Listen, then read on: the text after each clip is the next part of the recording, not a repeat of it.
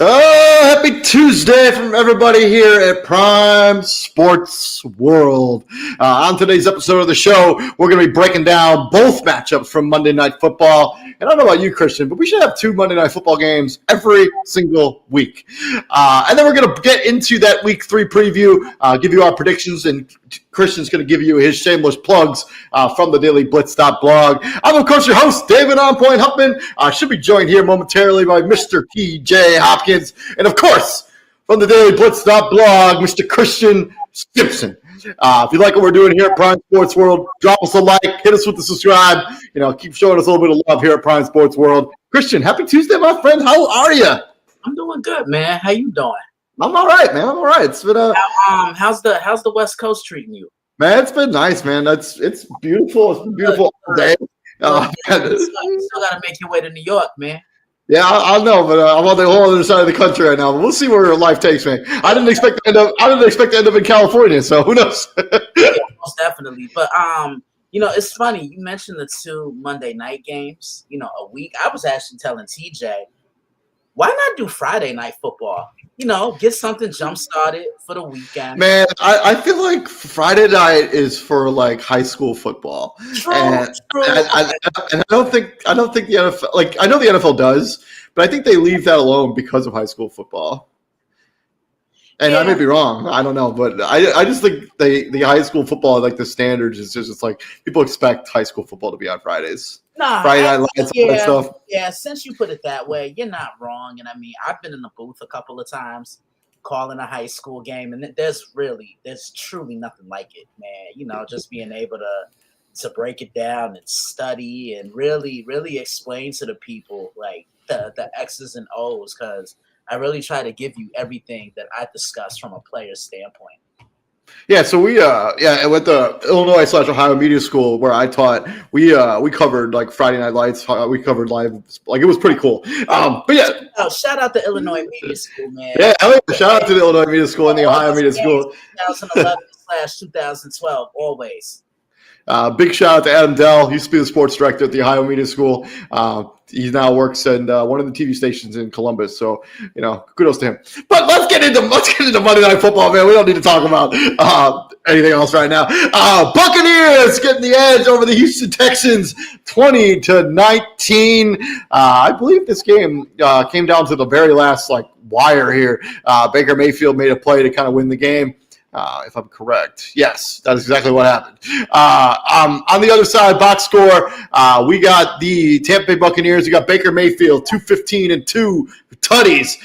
Bucky Irving, 71 yards rushing, but Rachaad White got the goal line touchdown. The one touchdown there. And then for the passing game, Emeka Egbuka continues to be just a absolute revelation there at the wide receiver position, especially since Chris Godwin's not there right now.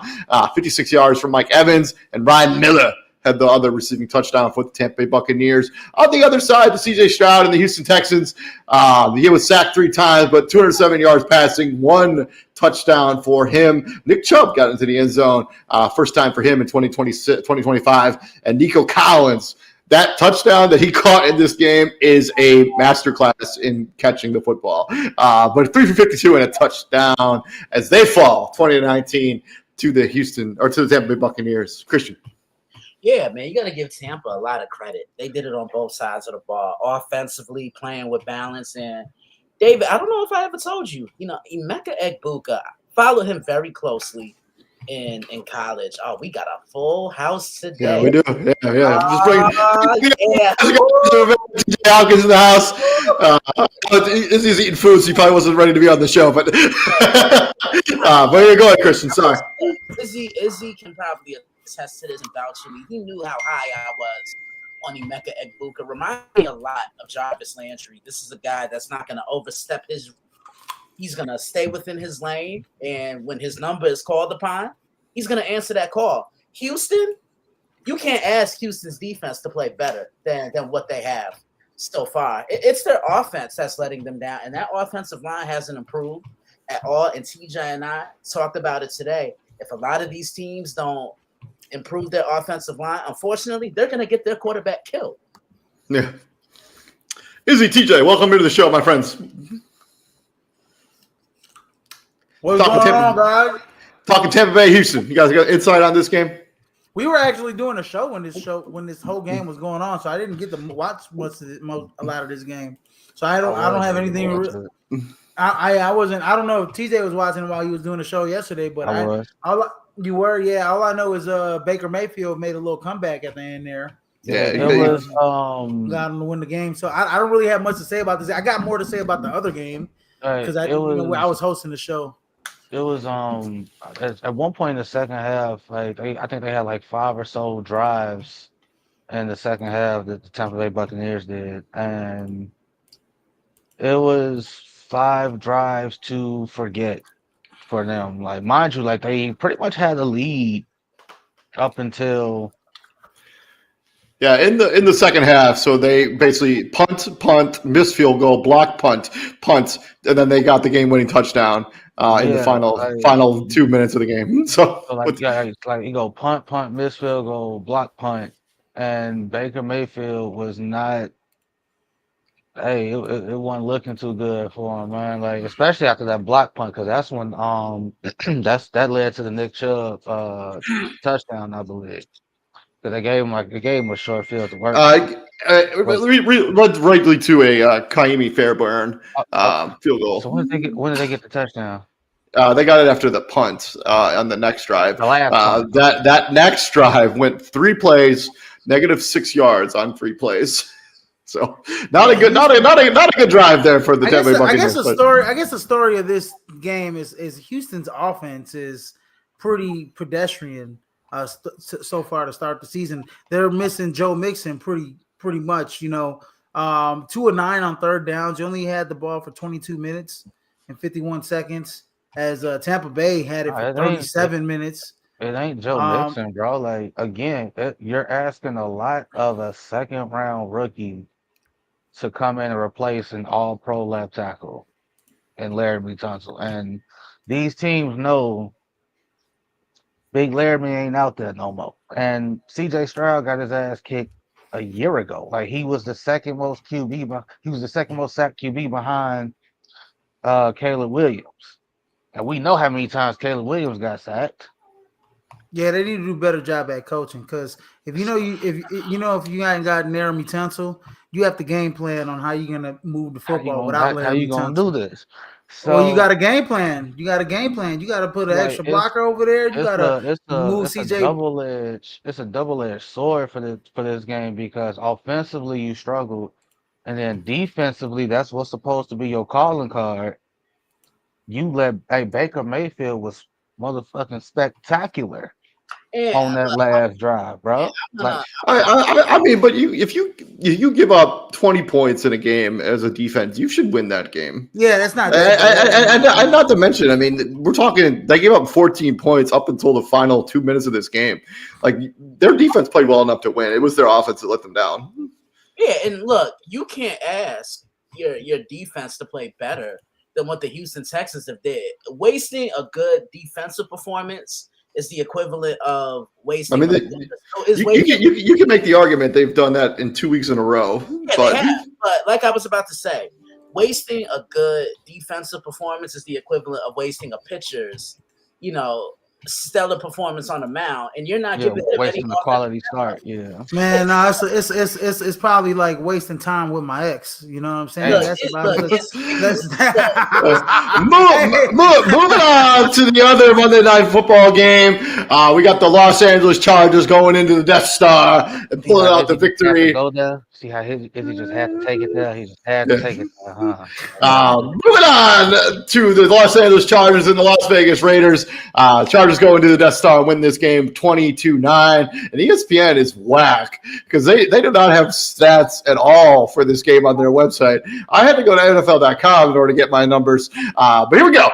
Justin Herbert had a fantastic game. Led the team in passing yards, 242 yards and 2 touchdowns. He also led the team in rushing with 31 yards rushing. Quentin Johnson had 71 yards rushing as he builds on a third year that's been very promising so far this season. Keenan Allen, the ageless wonder, also had a touchdown in this game for the Chargers. On the other side, the Raiders, not a good day at the office. Geno Smith sacked 3 times. 24 of 43 for Geno Smith for 180 yards. That's 4.19 per yards per attempt. Just not going to get it done, but they were really ineffective rushing the football too. Ashton Genty, 11 for 43, and Jacoby Myers, 6 for 68, wide receiver for the Las Vegas Raiders, as they failed to even score a touchdown in this game against the Chargers, and they were basically just inept on offense for the entire second half. I know they got that lone field goal, but that was about it. I'm gonna let TJ do the talking for me. TJ, can he step to the pulpit? That was beautiful. Mm-hmm.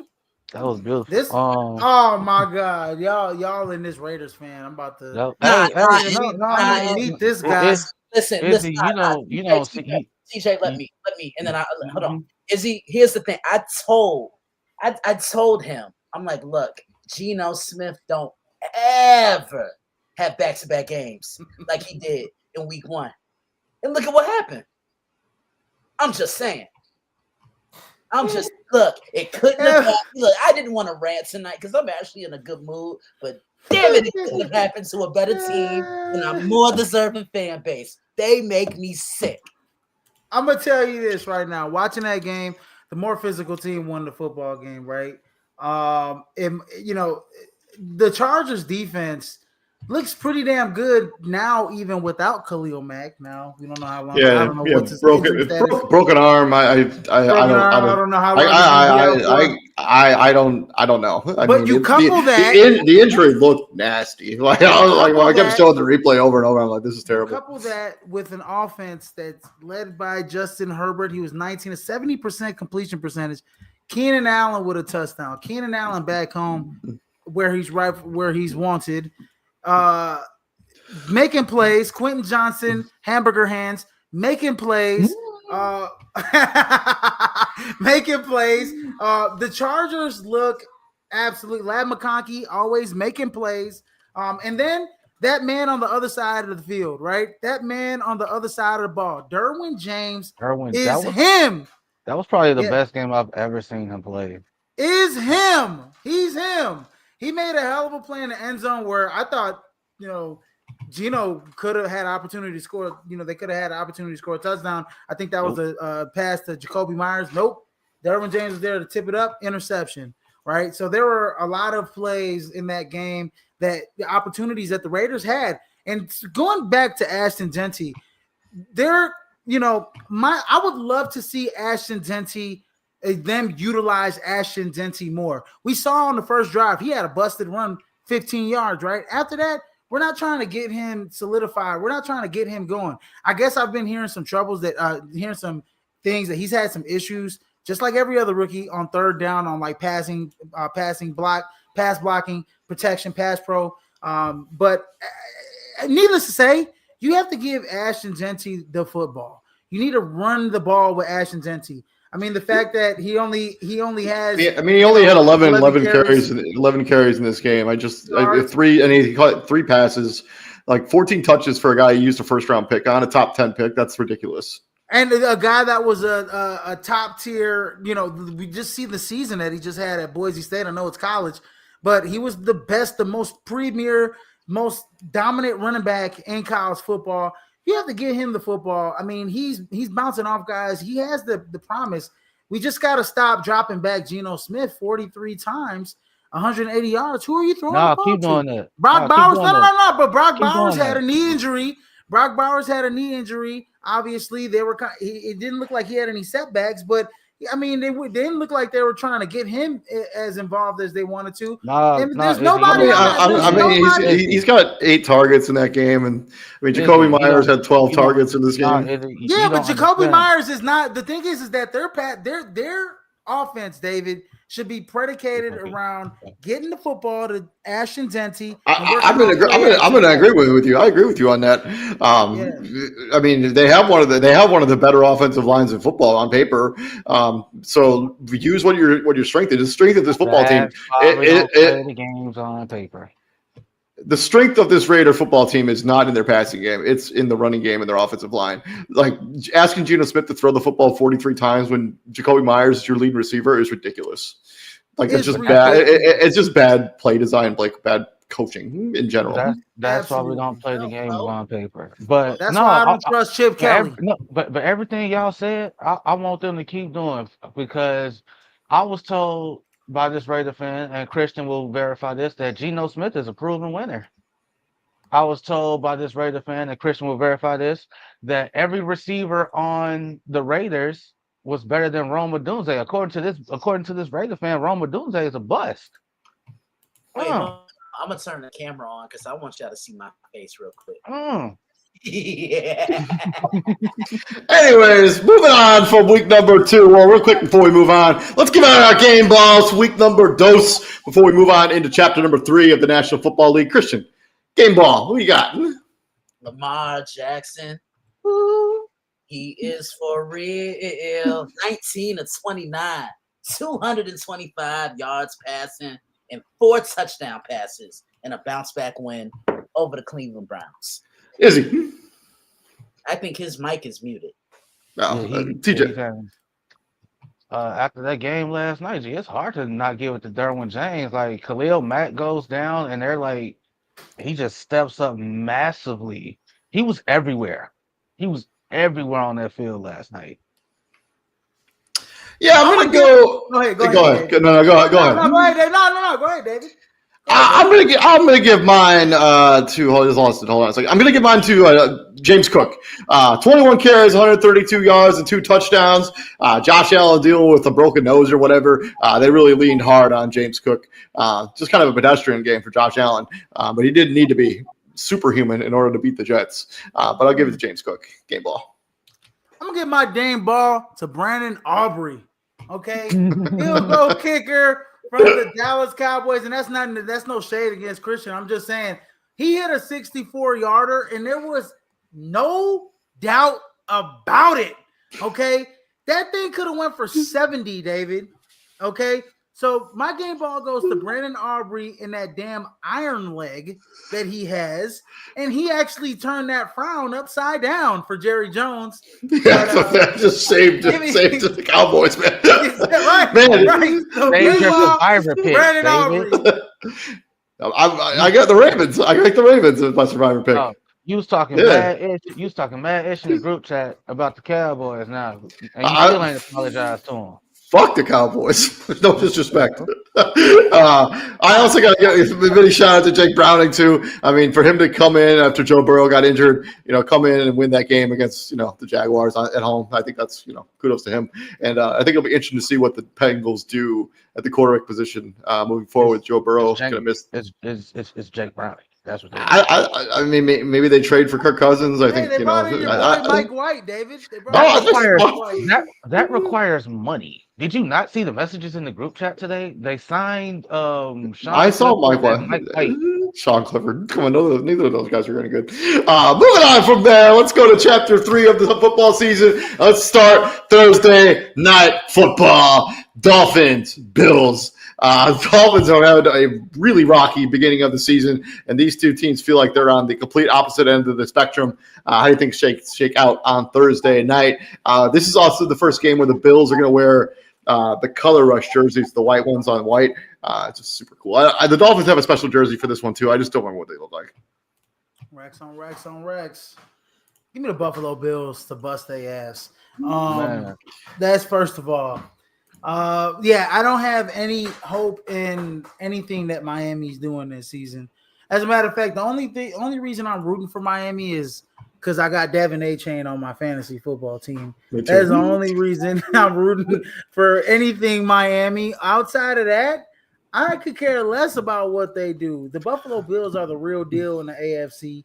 And I expect a lot more. I expect more out of Jan. I expect the Buffalo Bills to blow them out by about 4 touchdowns. I think the Dolphins are going to roll over in this game. Yeah, I think the Dolphins are going to roll over in this game. I think by the second quarter, they're going to the Buffalo Bills are going to impose their will. The defense looked great last week, albeit I know it was against the Jets, but they stepped it up, and they're a team that's on track. I think possibly, hopefully, maybe they can make the Super Bowl this year. Let's pump the brakes a little bit on that. We know how it is when it gets to the playoff time.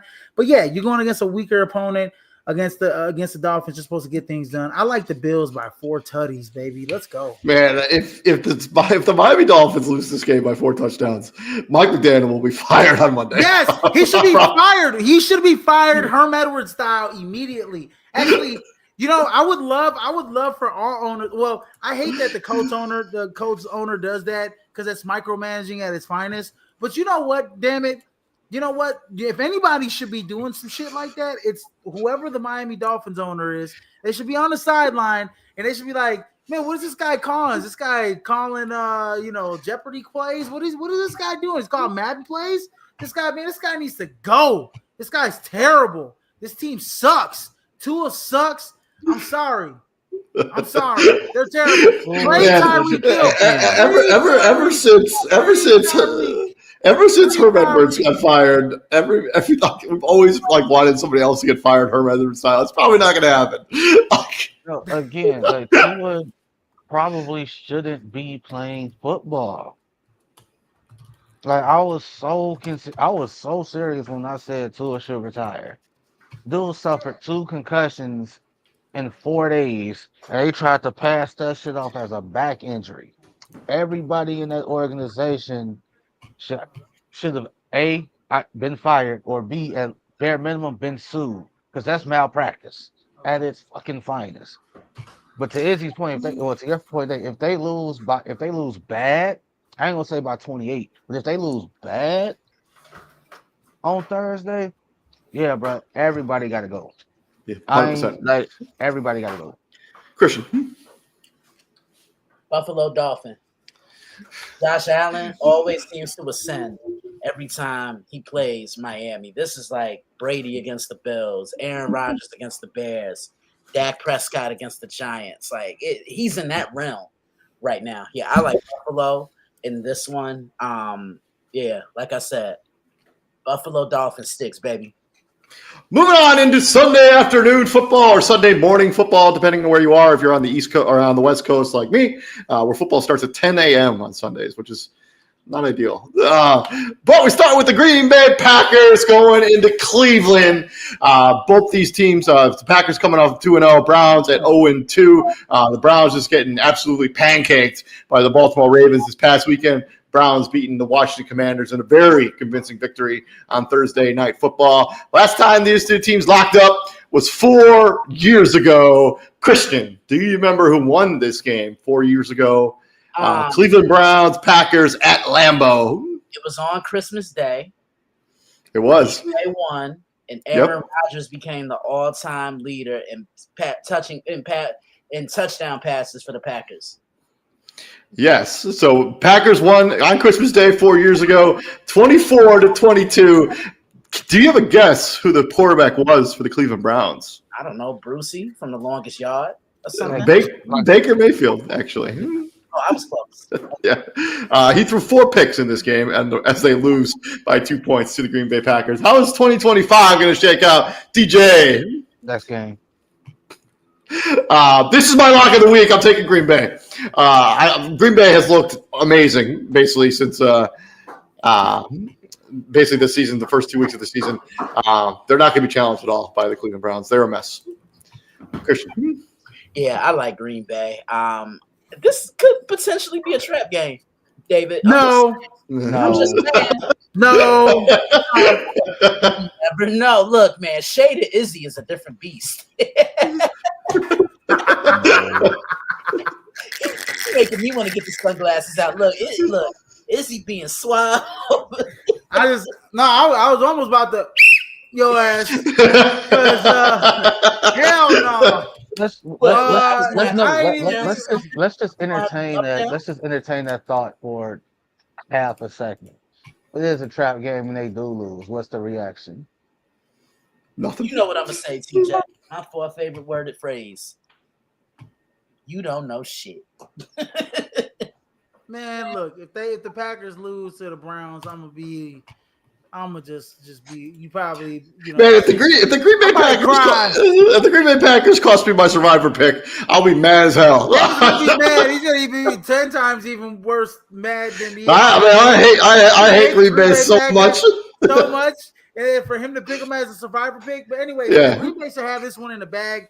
I expect, man, this team is looking like one of the best. We talked about it yesterday, Dave. Is that this team is probably the only team I think in the entire NFL that can, or at least in the NFC, but entire NFL, I think on both sides, obviously, that can contend with Philly. Because I think Philly can beat Buffalo. I think Philly can beat Baltimore. I think Green Bay is the second best, either the first or the second best team in the NFL so far. The way Jordan Love is playing, the way they're running the football, the way they're playing defense, that front seven is furious. The combination of Micah Parsons, with Rashad with Gary is just dynamic. Ezra and Cooper's playing side to side. This team is just absolutely balls to the wall, playing with the hair on fire, playing inspired. And yeah, you should have started the clock though, David. You should have started the clock. They're currently sixth in points per game. They're currently second in sacks. They're totally like this. This is a super well built Packers team right now. Yeah, and the addition of Micah Parsons just kind of elevated them, took them to another level. Moving on to the AFC South. We got the Indianapolis Colts, the surprising 2-0 Indianapolis Colts going into Nissan Stadium, the home of the Tennessee Titans, who are now 0-2 as they lost their first two games of the season. But they have been competitive in both of those games. How do you guys see this one shaking out? TJ, you got the floor. The Colts are the first team in the modern Super Bowl era to go spend their first two games and not have a punt. They haven't punted in two games. What? How's that possible? David, when I say shit, it's factual. I'm not saying you're wrong. It just doesn't seem like like. You know, I gotta listen to him. Like, god damn, like this is why. Like, yeah, I did something. I said the Jared Goff stat last week, and that just doesn't sound right. Like, damn, I'm just making shit up. No, bro. Like, they are the first team in the modern Super Bowl era to not punt in their first two games. See, even on kneel downs and stuff like that. That's just. I'm not saying that you're inaccurate. Just it's nuts that it's been this Colts team with Danny Dimes. If they're kneeling down, why are they punting? That means the game's over. Punting. Gotcha. Yeah, my bad. I need to listen to things. Divisional matchups. Those are always tough. I think Cam Ward gets his first NFL victory this week. Wouldn't be surprised if he don't, though. I'm also going to take the Tennessee Titans too, and kind of my upset of the week. I think the Colts they're not this good. Like I think that Titans defense is gonna get after Danny Dimes. I think they come back down to earth a little bit this week. But if the Colts keep rolling, who knows at this point? Izzy. Yeah, give me the Indianapolis Colts to keep rolling here. Tennessee's gonna have some growing pains. Young team. Cam Ward, he's still got a lot of growing to do, a lot of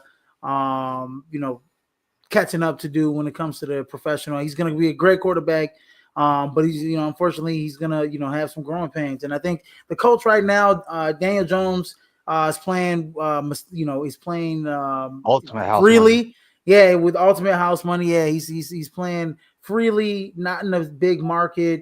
So not much pressure on him.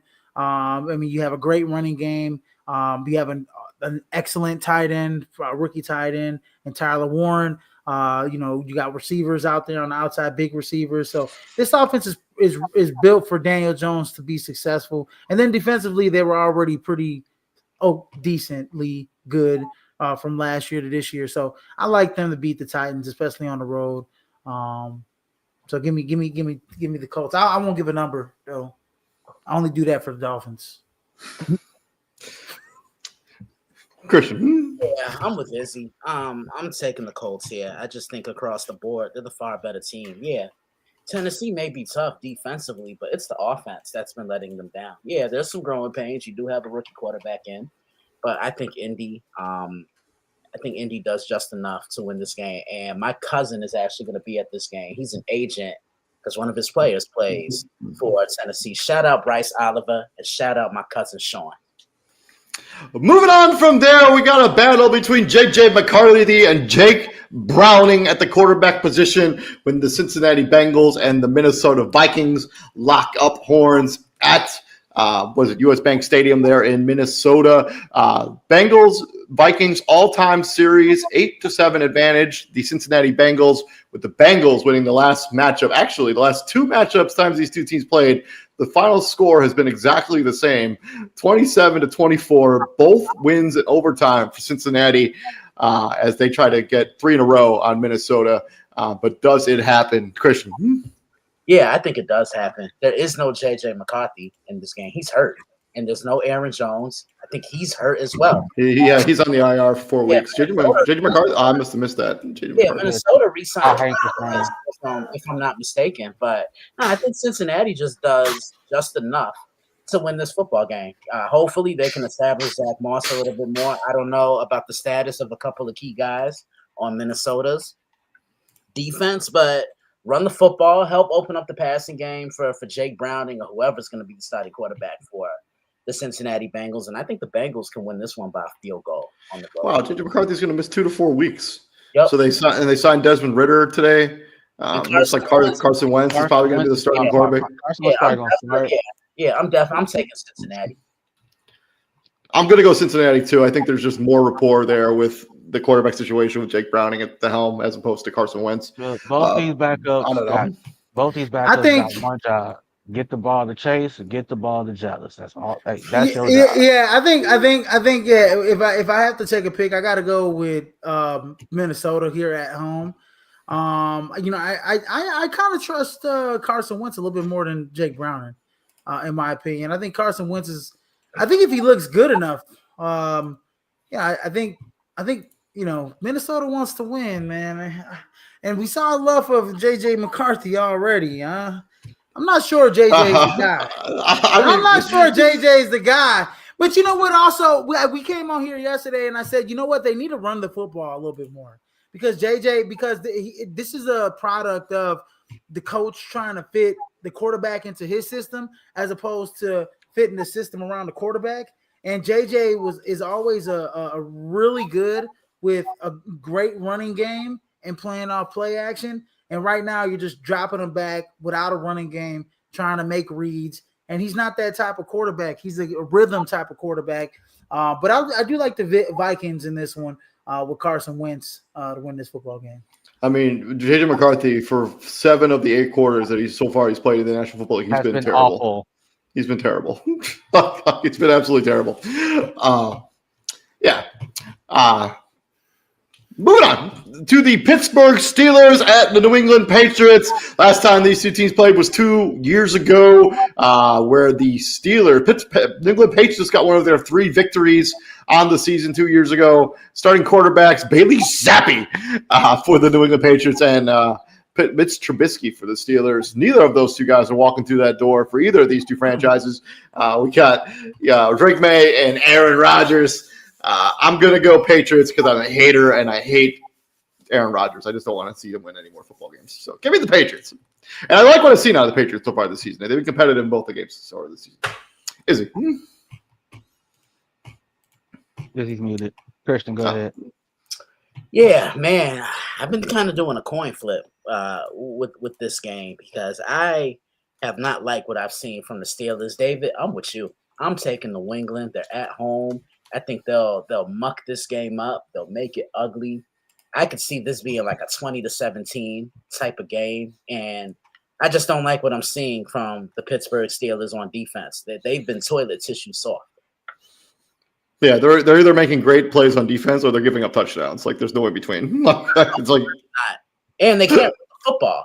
Like they can't run the ball. Like they got to get back to the basics if they want to bring a championship back. well, I mean, Jalen Warren is just simply put, he's just not an every down back. Like, and they don't really have. They didn't add anybody. Like they're basically just rolling with Jalen Warren, and he's just not like.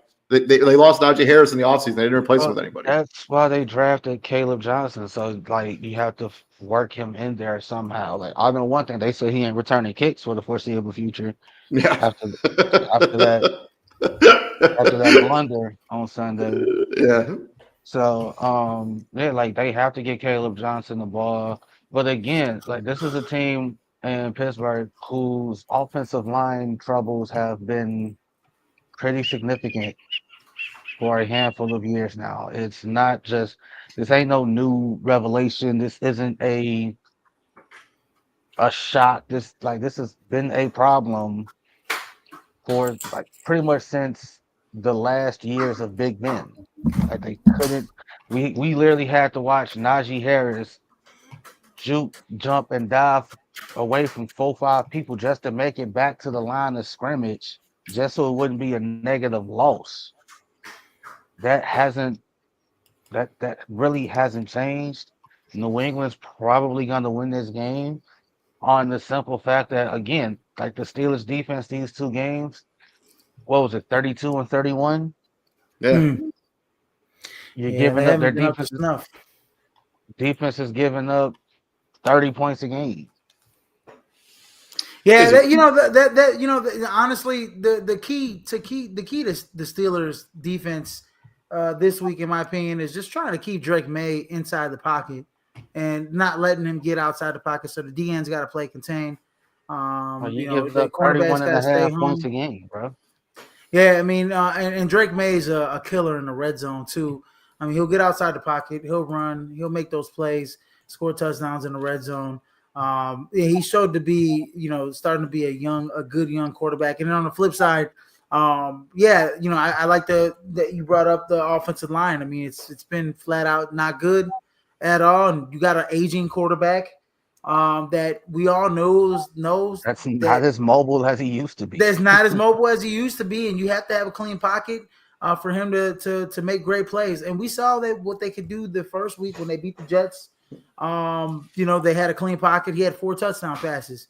And then the next week, you don't have a great pocket against the Seattle Seahawks, and he throws a couple interceptions. He's rushed on his throws, and so forth. So, there has to be some type of, some heart when you're blocking. I always tell people, blocking always comes from the heart, right?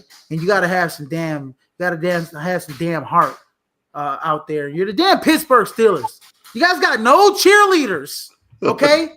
You guys should have no excuses because there's no cheerleaders on your sidelines to be distracted. Okay, so go ahead out there and block with your fucking heart. I don't think Green Bay has cheerleaders either, but I don't think Green Bay has cheerleaders either. No, Green Bay doesn't have cheerleaders Yeah. either. Moving on to the game, possibly of the entire weekend. I cannot believe this isn't on primetime football. Because instead, we got the Giants, no offense, Kristen, and the Kansas City Chiefs. Got the Los Angeles Rams and the Philadelphia Eagles, a rematch of the playoffs in the divisional round last year. Los Angeles Rams 2-0, Eagles 2-0. The Rams are the 11th best offense in the league. Eagles sitting there at 16th best offense. 2 sacks for the Philadelphia Eagles and 8 for the Los Angeles Rams. But the Eagles won this matchup in early November, January, I think it was, to go into the conference in the playoff game. But how does this one shake out, Christian? I think I know what's coming. Come on, David. Let's go. Let's go. First one. 1, 2, 3. Shameless plug number 1, baby. See how 3 of us did this, but the other one, I didn't say no names, TJ. Yeah. I don't give a damn. Say my name. Nothing. Say my name. You know what? Call me. I don't care. Say my. Okay, I'm gonna deal with your ass after the show. I can't wait for this one. You know, the Rams, they're doing it on both sides of the ball. And TJ brought up a really good point a couple of weeks ago about Matthew Stafford and a lot of the wide receivers he's played with. Calvin Johnson, who's a Hall of Famer, Golden Tate, I think he played with. Who else? What's that kid's name that just left? And now he's playing for Seattle. Cooper Kupp. He was Offensive Player of the Year. Now he has Puka Nacua and Devontae Adams. I mean, I think this could be a really formidable duo between the two of them. But, you know, to me, the X factor in this game is going to be Kobe Young. I mean, he's learned a lot Kobe Turner. He's learned a lot from Aaron Donald, and you can tell, like, he's really had an impact on him. He gets after you. He's physical. You know, he can stop the run. He can push the pocket. And then when I look at the Eagles, the thing I'm loving about the Eagles is they graduated to a team that wants to challenge your manhood. They want to be physical. They want to be fast. They want to be downhill. And I said this yesterday on the recap show. Look at the difference Jalen Carter makes when he's on the field compared to when he's not. I preview this one tomorrow, and I can't wait. It'll be on the site tomorrow. Be on the lookout. This legit feels like an absolute coin flip. Like both of these football teams are well built. They have some dynamic offenses. They have pretty damn good defenses, including a front line, front four for both of these two teams. I mean, I don't know. I think this is one of those games where I wouldn't be surprised if either team ended up winning. I'm going to take the Rams in a mini upset. I really liked what I've seen out of the Rams so far this season. They've been dominant on both sides of the ball. They're running the football fairly effectively with Kyron Williams. That passing game is super dynamic with not Cooper Kupp, Puka Nacua and Devontae Adams. And they got a trio of tight ends that I like there in the Rams too. I'll take the Rams. TJ. All I think about is that the divisional playoff game where the Rams are. Hey, they come and they got it. They got the Eagles on the brink. Then the false start happened, and that allows the Eagles to substitute fresh guys in. And who was one of them fresh guys? Jalen Carter. 2 plays.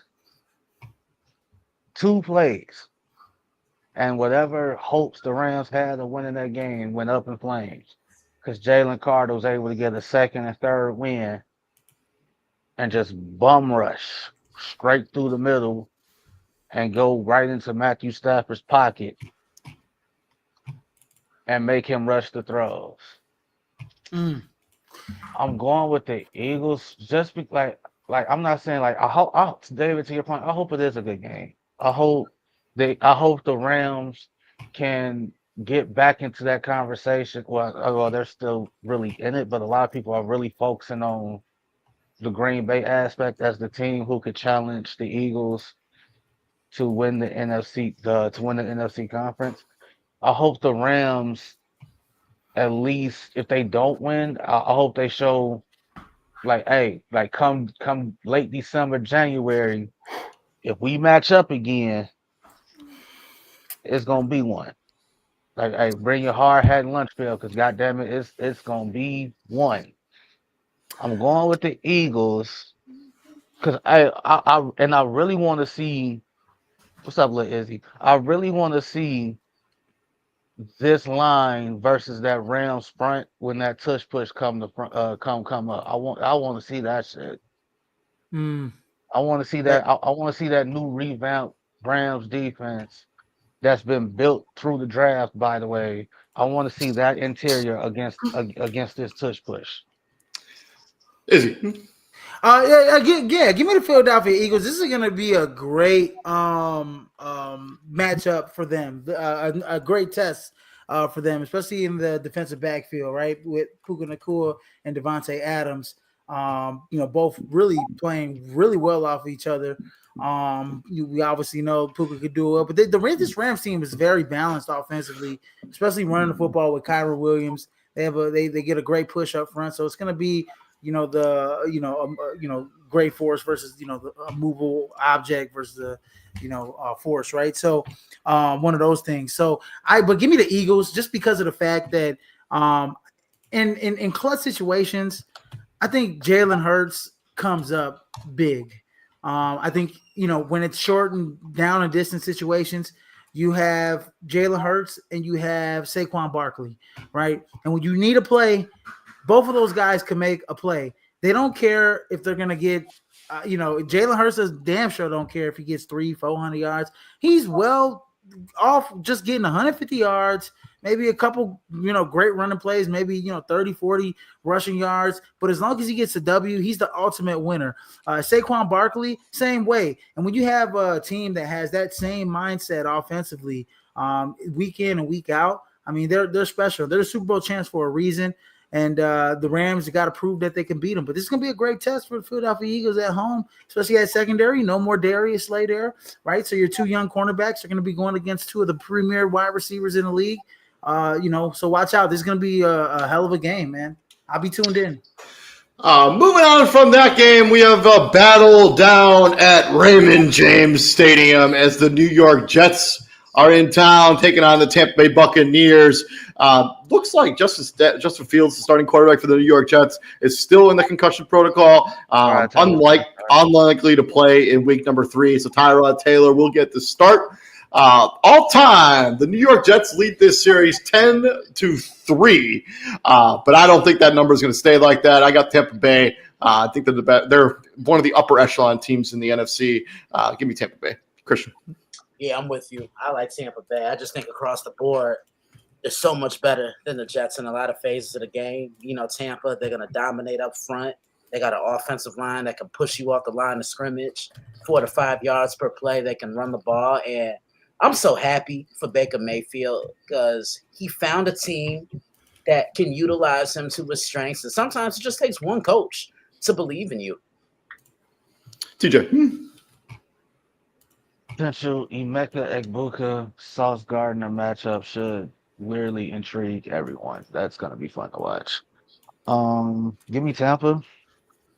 I don't really think more needs to be said. Izzy.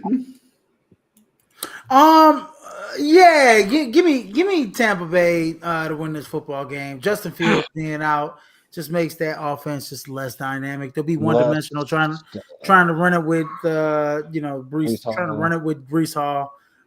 Pretty much, that's the game plan. You shut him down, everything else is going to come into play. But hey, for 1 week, man, Tyrod Taylor isn't so bad of a quarterback for 1 or 2 weeks. So yeah, he's a great backup to have. Like he just is. Yeah, for 1 or 2 weeks. Yeah, I mean, he might give the Buccaneers some problems. But yeah, give me the Bucs at home though. Moving on from here, we have the Washington Commanders going up against the Las Vegas Raiders. Both these teams are kind of licking their wounds a little bit after kind of laying an egg on Thursday night for the Commanders and then last night for the Las Vegas Raiders. Last time these two teams played 4 years ago, and the Raiders failed to score a touchdown in this game as they lose 17-15. How about in 2025, TJ? Jaden Daniels might not start this game either. He's dealing with a day-to-day knee sprain, so Marcus Mariota might get his first start in 3 years or some shit like that. They said on ESPN this morning at the gym.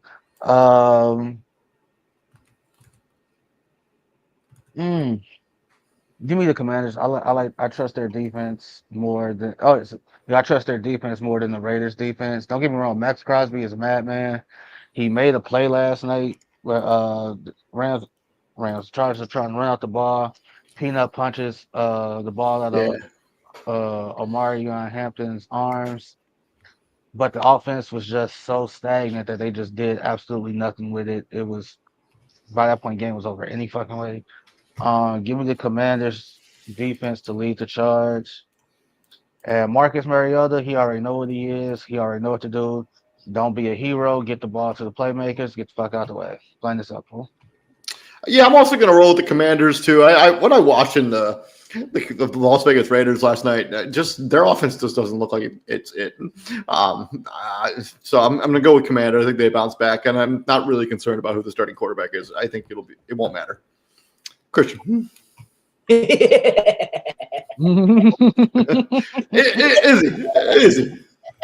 Yeah. Give me. Well, wait. Is Jaden Daniels out? He may not play. He might not play. Oh yeah, give me the Raiders. Uh, Give me the Raiders. Give me the Raiders. I'm serious. Give me the Raiders. Moving into the NFC South, and we got the Atlanta Falcons who just beat the Minnesota Vikings on Sunday Night Football, going into Carolina and taking on the Bryce Young-led Panthers, who are coming in here 0-2. Next game, Falcons. I'm taking the Falcons too. Anybody got anything else? Who this is? Might as well be two D2 teams. Okay. I'm with you. Yeah. Like Atlanta. I think it's Atlanta. Clean sweep. Clean sweep. Moving in from the NFC South to the AFC South, Houston Texans going into Duval County, taking on the Jacksonville Jaguars. Who do you got this one? Christian, you have the floor. Man, this is another one that can go either way. Mm-hmm. I want to take Houston because I just don't think they can afford to drop into an 0-3 hole. But Jacksonville, which version of Trevor Lawrence are you going to get? You know what I'm saying? Like, 1 minute he looks good, and the next week he's throwing 2 interceptions. The way I look at it, Houston's offense, they have to wake up, plain and simple. But, man, Jacksonville, I can see them throwing a lot of different looks at C.J. Stroud, attacking that offensive line because that offensive line hasn't held up. I'm going to take Houston. I think they win it in a close game. They win their first game of the season. I'm going to take the Jacksonville Jaguars, which may come as a surprise, but we're probably not actually. I thought that Trevor Lawrence played well enough to win that game against Cincinnati. Yes, he took 2 picks, but I mean he didn't drop that football that he threw to Brian Thomas that would have basically iced this game. Like BTJ, his skill position players have to just be better around him. I'll take the Jaguars. I have not enjoyed watching the Houston Texans play football this far this season. It just doesn't look good at all. Give me the Jaguars. TJ. Yeah, it's what are they 1-1? Yeah, they won it. Jags are 1-1. First game beat Carolina. Second game, yeah, the Jags should be 2-0. The Jags should be like, that's not too crazy to think about, but like they should be 2-0, and that's the disappointing thing about them because it's like you have the talent. The talent, Izzy, you will like this. I liken the Jags to the Pittsburgh Pirates. They have a hell of a rotation up there in Pittsburgh, but they just don't win games. Like it's baffling. It's mind blowing. Like if these dudes were on any other team, they would be aces anywhere else. Jacksonville, like you have it. It's right there. It's like it's right there in front of you, and you're just refusing to reach your arm out the full length and grab it.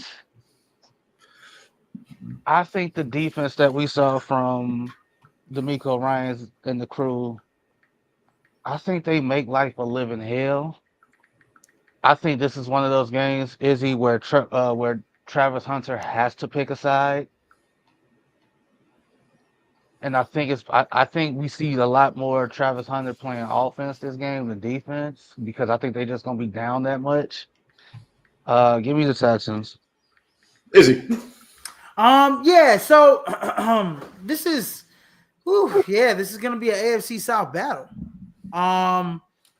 It's their trouble in paradise, right? With Jacksonville's head coach and Trevor Lawrence, right? I mean, I just think that's growing pains. I know it's growing pains. Yeah, I know.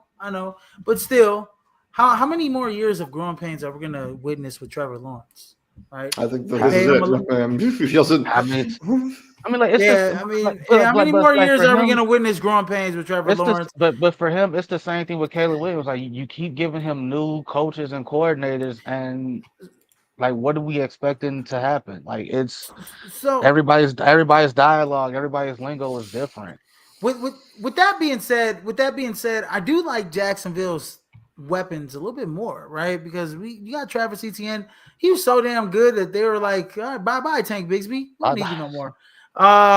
Brian Thomas Jr., obviously Travis Hunter, and I like that you brought up Travis Hunter because we talked about it yesterday, and I was very adamant on he has to pick a side. I mean, the best ability is availability, and if we're keeping you off the field because we're trying to give you some rest between playing offense and playing defense, well then, like, that doesn't work for me. You have to pick a side. And pick an offense or defensive side. I also don't think he's great at both. No fun. Y'all are no fun. It's never no fun. It's just I just also don't think it makes a whole lot of sense to play him for, like, especially on the defensive side of the ball, play like one snap and then take him off the field. Like, that doesn't do anyone any good.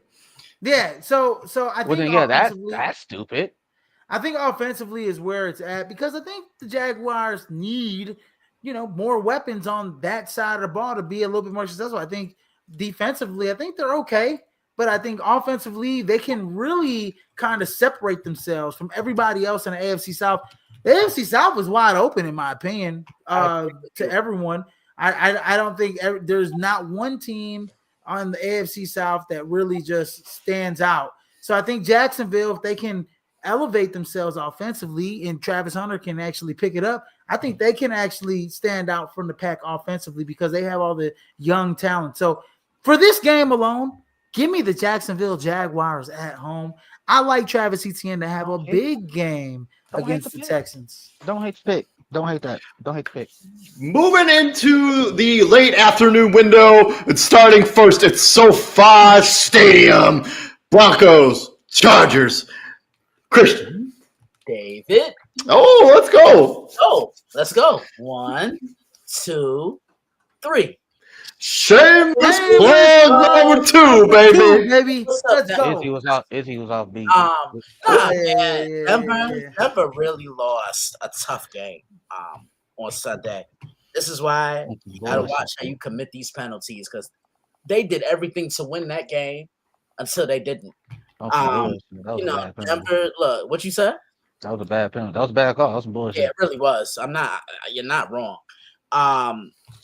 Denver's offense looked a lot better. They were spreading the ball around, running the ball, controlling the line of scrimmage, spreading the ball around to the open receivers. And yeah, Bo Nix looked confident. Then you have the Chargers on the other end. They're doing everything right. Justin Herbert's in control. They're controlling the line of scrimmage. And TJ mentioned it, man. Derwin James, he's always been a man amongst boys. And I think y'all know my rule. You better have game. If you got 2 first names, it's only right.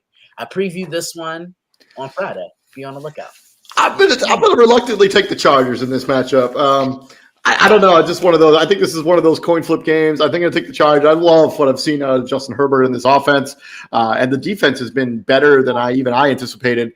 I'm not sure what this Khalil Mack is probably done for the season, but I don't want to speculate too much. But I'm going to take the Chargers. TJ. The Chargers have a chance to go up 3 games in the division. First off, has that ever been a thing where a team's first 3 games of the season has been divisional opponents? I'm sure it is. It has been. I'm sure it's somebody. It's happened to somebody.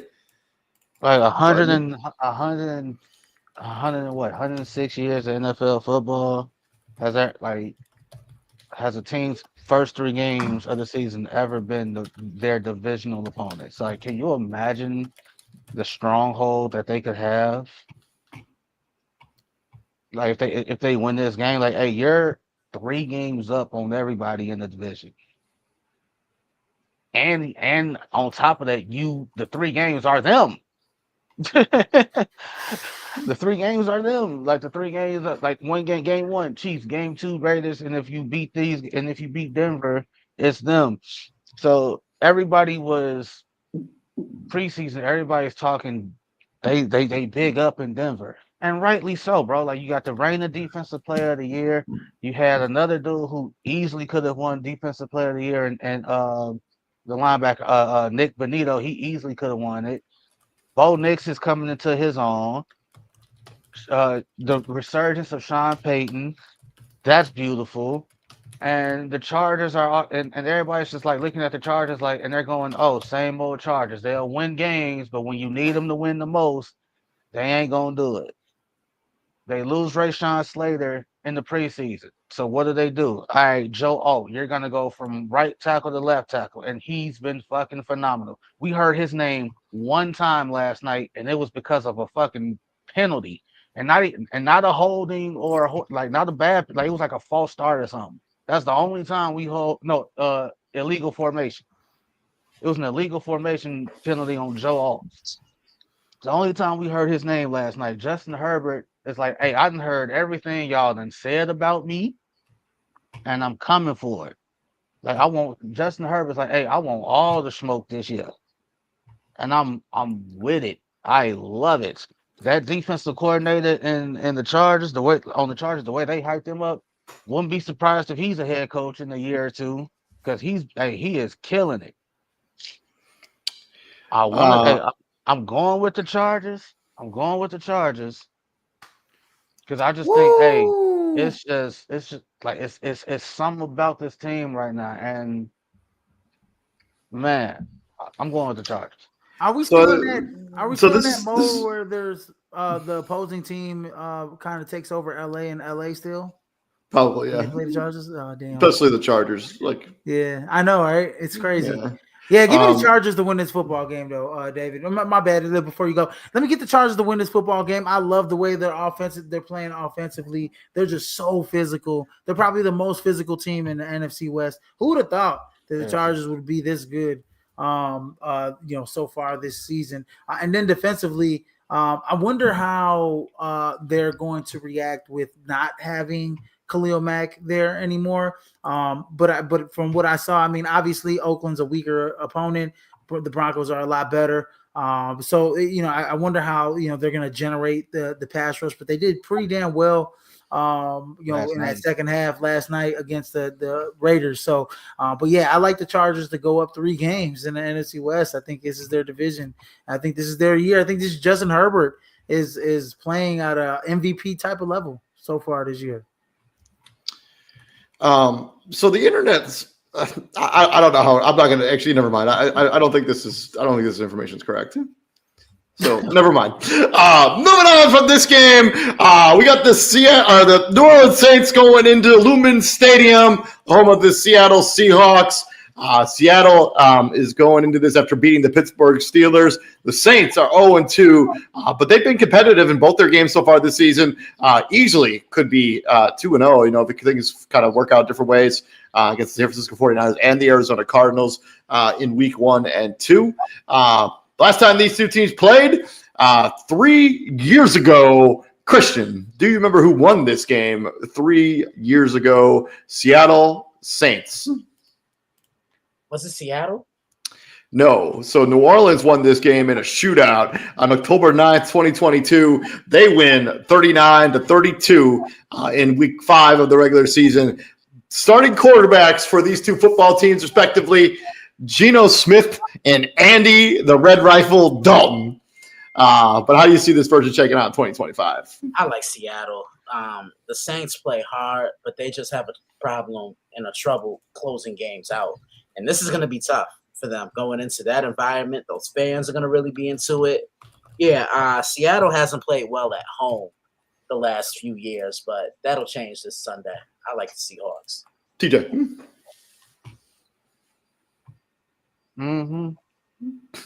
Is he? Yeah, give me the Seahawks to win this game. Even though, New Orleans, I mean, right now they're just playing with, they're just trying to just talent evaluate right now. I talked about it yesterday with Spencer Rattler. He played well. I think it's just, moving into next season, who they're going to keep, who they're not going to keep. We already know the kind of direction they're going. They're just shooting straight to the top of the draft to try and get that, number 1 overall pick or whatever the case is. So they really don't care if they win or lose. Obviously, they care if they lose. But yeah, I think honestly, I wouldn't be surprised if Alvin Kamara gets traded at some point, either this season or before next season for the Saints, because you can get a lot of value for him, especially turning around that franchise, draft picks or whatever the case is. But Alvin Kamara will not be a Saint next year. possibly. I don't think Alvin Kamara is going to be a Saint a month from now. Yeah, I agree, David. I mean, if Aaron Jones is going to miss the next month of the season, if I'm the Vikings, I'm on the phone with them already. Be like, hey, what would it take to get Alvin Kamara? Or just I would for sure be on the phone. Throw that out there. Yep. Moving on from there, we got the Dallas Cowboys, fresh off getting bailed out by Brandon Aubrey, going into Chicago and taking on mine and TJ Chicago Bears, who were reeling off getting pounded by the Detroit Lions on Sunday afternoon. Last time these two teams played was a absolute shellacking at the hands of the Dallas Cowboys, who hung up 49 points on the Chicago Bears 3 years ago. Including 4 rushing touchdowns, 3 of them by Tony Pollard, as it's just an absolute not a good performance for the Chicago Bears. How do you think we shake out there in 2025, TJ? I think if you're the Bears, like this, all things considered, for the Cowboy defense, like I think this might be one of those games where the offense looks great, and there's some positives to build off that. Again, like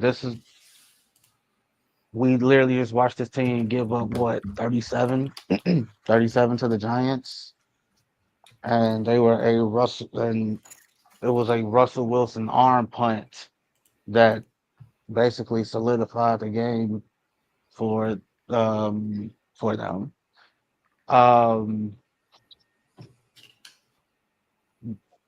the Bears and the Cowboys, I want to say, like, they're both bottom of the barrel when it comes to running the ball so far this season. So neither team is capable of a consistent run game right now. The first game for the Cowboys was standing because Jalen Carter, right? So that's the caveat. Javonte Williams had a good game, but Jalen Carter wasn't there to plug up that middle. So you got to take that, whatever run game you had against the Eagles, you got to take that with a grain of salt. Eberflus knows Ben Johnson's offense. He knows what he wants to do, having faced it for the last handful of years. Give me a little bit of a homer. I'm picking the Bears, but I wouldn't be surprised if Dallas won this game. I'm also going to take the Chicago Bears. I also think this could be potentially like a get-right game for the Chicago Bears and their offense. We've seen Dallas just get kind of eviscerated on both sides, on the defensive side, by the Giants and the Eagles in back-to-back weeks. So this could be an opportunity for the Bears to really showcase what they can do on offense. And actually, now that you brought up the rushing numbers, actually both these teams are actually in the top 10 in terms of yards per game, yards per attempt, and yards per game, which is pretty surprising. I didn't expect that number to be so high.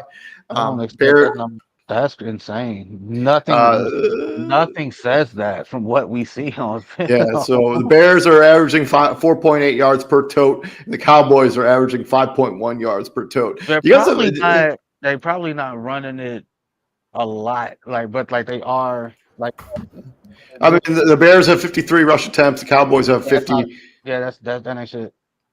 Yeah, but can you guess who actually leads the NFL right now in yards per attempt when they're rushing the football?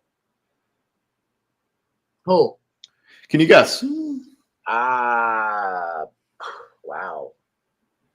I'll say Buffalo. It's not Buffalo. It's actually the Jacksonville Jaguars, who are averaging 5.8 yards per rushing attempt on 59 attempts. So Jacksonville. Yeah, but I'm taking the Bears. I think this is going to be a get-right team for the opportunity for that offense to really get humming a little bit and kind of find their groove. Give me the Bears. Issy. Give me the Cowboys to win this football game. I just don't think that I don't think that defense is up to snuff, man. I mean, on paper, yeah, they look great. I mean, on paper, they have the names.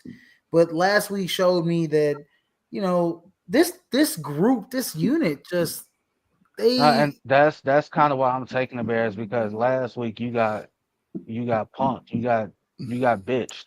So you got to come out and you got to make a fucking statement. Like, you got to say, You got you got to show the league like, hey, that Yeah, that's like last week was an exception. you Like this right here, ain't no as easy way over here. yeah, as a fan, and as Bears fans, you guys want to see that. I just feel like this unit, just they let teams impose their will on them, and they get psyched out a little bit early in the game because in the football game there's ebbs and flows, and when the tough gets going, when the going gets tough, the tough gets going, whatever that saying is. But these guys, these guys, these guys, they just aren't built for tough, bro.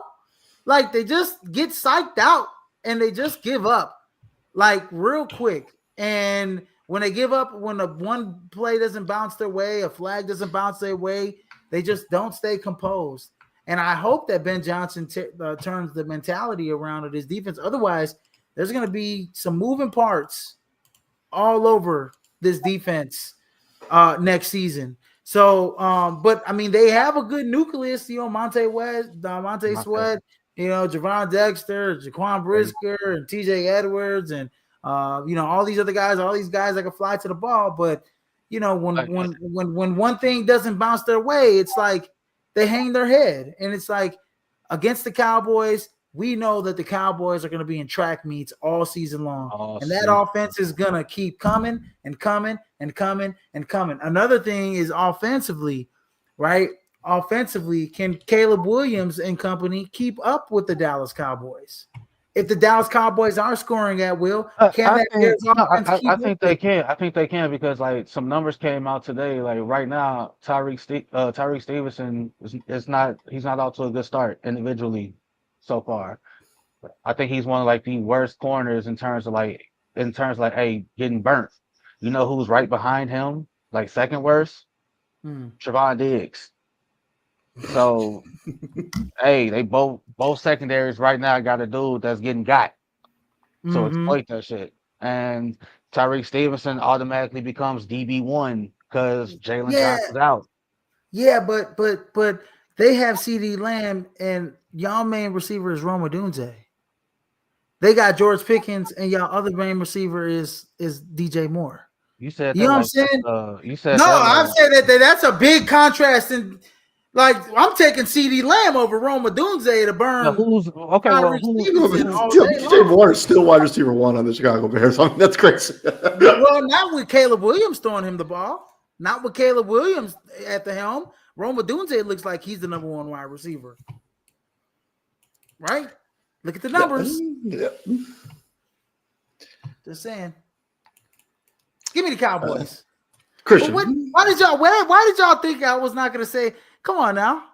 Come on, man. I like this one could really go either way. It really could. I think this is going to be a shootout. I haven't been impressed with either secondary, especially Dallas, because, I call Dallas the secondary burnt Texas ends. Seriously, that's what they are. That's what they've been. And there's no pass rush. So, like David said, this could be a get-right game for the Bears. But I don't know if the Bears have an answer for CeeDee Lamb or George Pickens. I think they both have over 100 yards receiving, and I think the Cowboys win this game. Swinging into the final game in Sunday afternoon football, we got the Arizona Cardinals and the San Francisco 49ers. Both these teams are coming in 2-0. 49ers, Mac Jones will still be the starting quarterback for the 49ers for the next 4 or 5 games as Brock Purdy deals with a turf toe injury. Arizona had a gritty victory this most recent weekend. Who do you guys got in this game? Cardinals, Niners, Christian? I like San Francisco. I think they'll simplify things. Still try to establish Christian McCaffrey. Mac Jones doesn't have to win the game for them. He can come out and he can just kind of, be game manager. Hand the ball off, make a throw when it's necessary and when the opportunity presents itself. Let them run the football.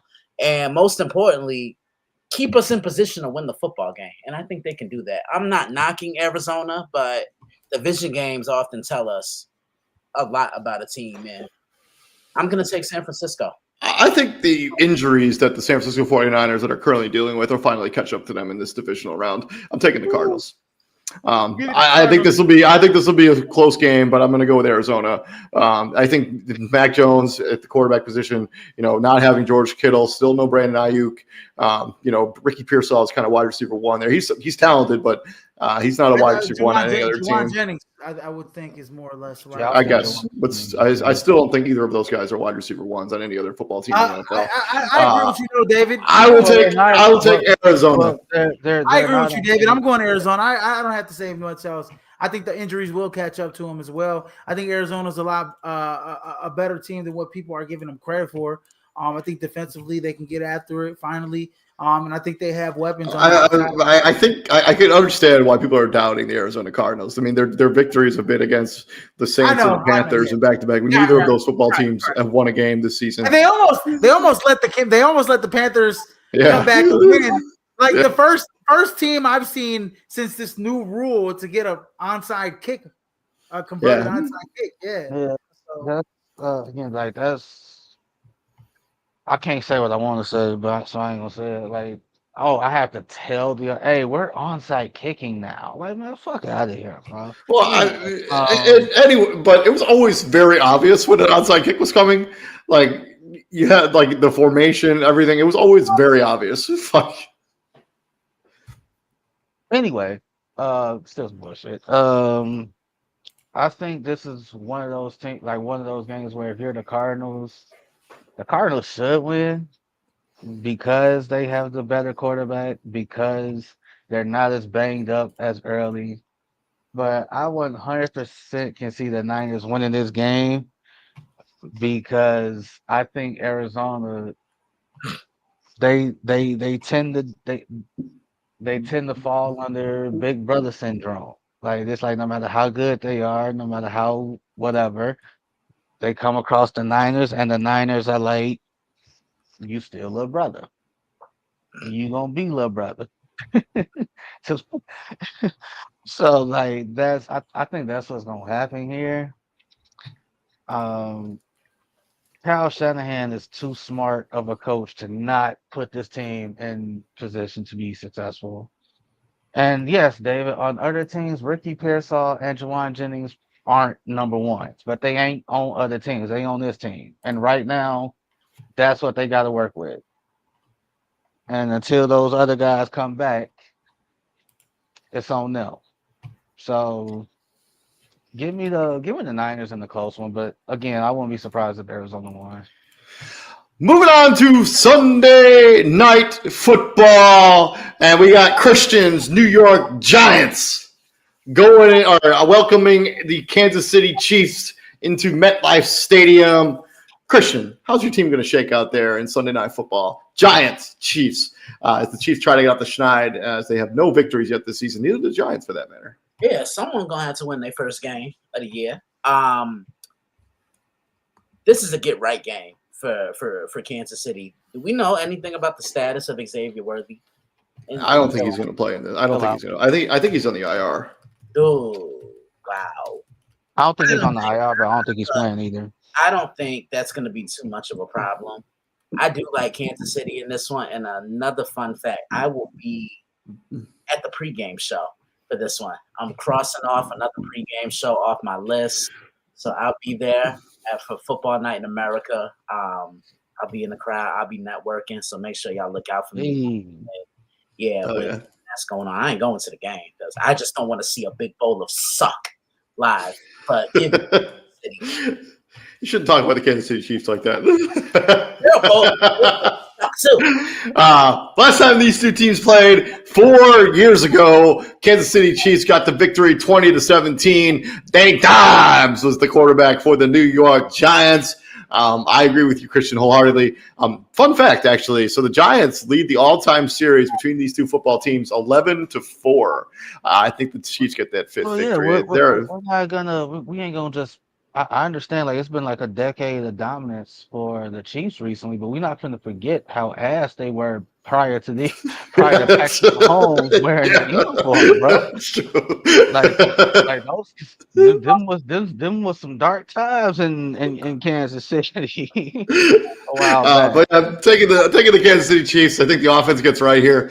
They need a victory in the worst way. They can't fall 3 games down to the Chargers, having already lost in 1 game. The last time the Chiefs started off 0-2, they missed the playoffs, and I want to say that was like the year before they got Pat Mahomes. So like that's fucking crazy.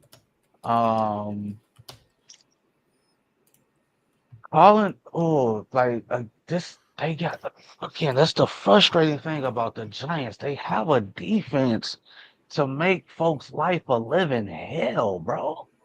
Like you got Brian Burns and Abdul Carter on opposite ends. That can that's enough to make folks' life a living hell, bro. And it is what it is. I didn't like there was a segment as a sequence out there where they brought Jackson Dart in for like a QB option, and it's just one play. And Cam Newton said it was to send a message of, yeah, Russ is out there right now, but this is who's coming. That's not the play to fucking do that. He ran and got 2 yards. Who cares? Like dead ass. Like either play the kid or don't play the kid. Like again, y'all know how I feel about that. Y'all y'all used the first round pick on them. Y'all know what Russ is. Y'all know what JMO is. You don't know what he is. Unless put him out there and see what you got. Cause if that's what you're gonna do, you might as well give him a full play call, a full play sheet, and let him go to work. The Chiefs, especially how they lost to Philly. You got what's his name, Big Home. You got Chris Jones talking shit.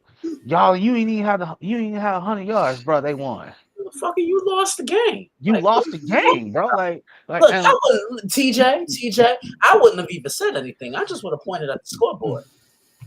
On some real shit, bro. Like, hey, I'd have got real ignorant, bro. Like, hey, I'd have been like, hey, scoreboard. Hey, it's don't take much for you to get in. Last time Kansas City started the season 0-3 was in 2011, and they ended up finishing the season 7-9. So, hey, let me, hey, this game right here is the upset of the week for me. Give me the Giants over the Chiefs. Right, this his name is Russell. Last name Wilson. All right, hypothetical, right? Hypothetical.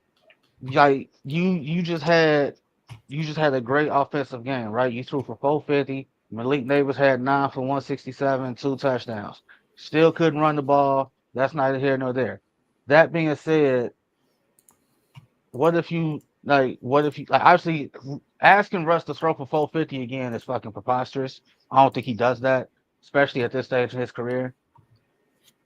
Both hypotheticals. Let's say they come out and they give the Chiefs all they can handle, and they lose another close one. They still got Harrison Butker. He's still kicking for them. Yeah. Let's say he send them home on a 27-24 walk-off field goal. If you're the Kansas City Chiefs, what's the narrative? You had 2 games. You've now played 3 games. They've all been relatively close, and the only one you won was against the Giants, who people ain't expecting to be good anyway. That's hypothetical. Well, I mean, that's how the Kansas City Chiefs won a lot of games last season. They got breaks at the end of games that basically let them be the number 1 seed in the AFC last year. All right, so hypothetical number 2 is, what if the Giants just come out, and I'm not saying this is going to happen, but let's just say the Giants come out and they fucking steamroll.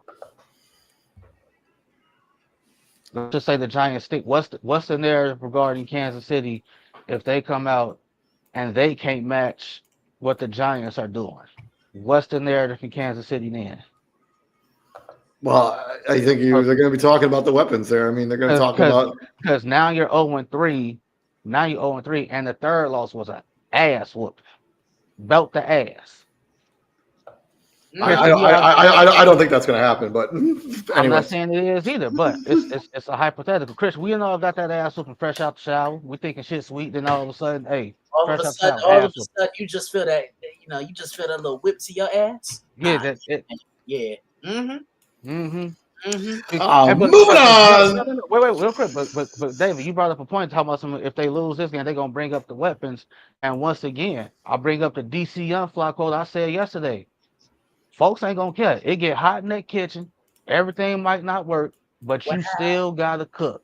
And people gonna be coming with plates out.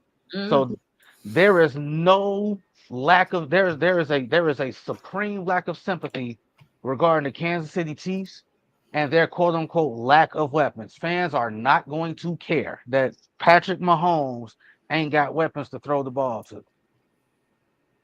Win the game, dog. Figure it out. Moving on from there, we got Monday Night Football. Lions, Ravens. Both of these just put out absolute clinics on offense in week number 2 against our Chicago Bears and the Cleveland Browns, respectively.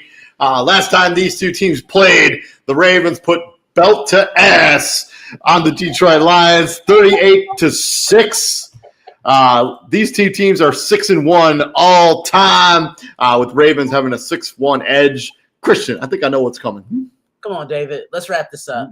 Let's go. 1, 2, 3. Shameless plug number 3, baby. The last time these two played was the best I ever saw Lamar Jackson look on a football field. I mean, he was in control, firing the ball, hitting all his wide receivers in stride. Really didn't have to run much. Like, he did it all from the pocket. 21 of 27 for 357 yards and 3 tutties. He also had a rushing touchdown. Yeah. When he plays like that, he's unstoppable. He's a force. Then you look at the Lions, what they did on Sunday. When they play like that, I don't think there are many teams that can beat them. So we're looking at a collision course here. Some of the best safeties in the league are featured in this game. Kyle Hamilton, Brian Branch, Kirby Joseph. You got a great linebacker for Baltimore in Roquan Smith. I think, can Baltimore make Detroit a one-dimensional offense? Can they bottle up the run and dare Jared Goff to beat them? I think that's what's going to be key. I previewed this one on Thursday. Be on the lookout. This is an interesting matchup for me because, Lions, both these teams kind of had get-right games after, a disappointing week 1 for obvious different reasons when it comes to the Ravens and the Lions. I don't know. I think this game could go either way. It could be potentially even a preview of the Super Bowl in January or February. I'm going to take the Ravens. I love this offense. I love their defense is so dynamic, or can be. I'm going to take the Ravens, but this is a coin flip, and it's going to be one of those games I think you're going to want to have your tuchus in the chair so you can watch this entire game because it should be a good one. TJ.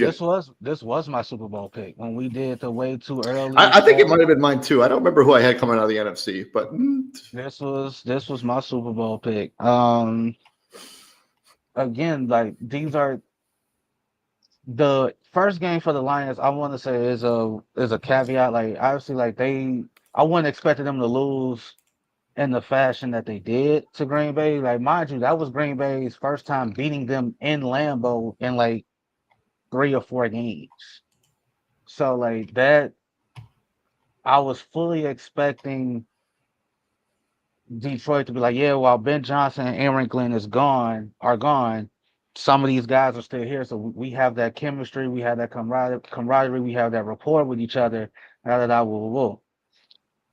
Baltimore, I think John Harbaugh is taking him a long ass time, but he's finally embracing the new identity of this team, and it's an offensive driven team. Like the days of them being a smash mouth, knock your head off style team, defensive led team is gone. And it's, bro, when was the last time we saw a Ravens offense put up 40 points in back-to-back games? I mean, it's probably been a while, if ever. Yeah. Man. And don't get me wrong, Harbaugh been there a long time. What, 20 years now? I think it's 14, but he's the second longest tenured coach of the NFL right now. I think. Or he might be the long. Yeah, it's him and Mike Tomlin are 1 and 2. I think. Yeah, him and Mike Tomlin gotta be 1 and 2. And man, like they gonna how they gonna how they work. The Lions gonna how they work because they signed Malik Cunningham. They to their practice squad, and you can try to simulate Lamar Jackson all you want. Simulating Lamar Jackson ain't Lamar Jackson. Like, dude can run around all he want. He still ain't him. Like he can emulate it all he want. Like they can have him emulate all they want. Nothing's gonna prep you for the real thing until you see the real thing. Give me the Ravens. Last time the Ravens scored 40-plus points in back-to-back weeks was 5 years ago. They did it in games against the Browns and Jags, respectively, back-to-back weeks. Izzy. Yeah, man, this is gonna be a offensive showdown. I expect this to be in the high 30s. Both of these teams, in my opinion, I think will put up a lot of numbers, especially on the ground, and obviously through the air. But I think on the ground is where you'll see the Ravens, kind of get back to their identity. Even though Lamar had a great week last week, and obviously the Lions had a get right game with Chicago. So we'll see. Derrick Henry, great running backs, Derrick Henry, Jahmyr Gibbs, David Montgomery, all have great games in this game. But in the end, I do think that the Baltimore Ravens will have a little bit more, just because of that man, Lamar Jackson. I think they'll be able to get Jared Goff off his spot a little bit, how you saw in week 1 where Jared Goff was a little off his spots and couldn't make those certain throws to Amon-Ra St. Brown and company, as opposed to where you'll see Lamar Jackson kind of take over a little bit. So give me the Ravens to win this football game at home.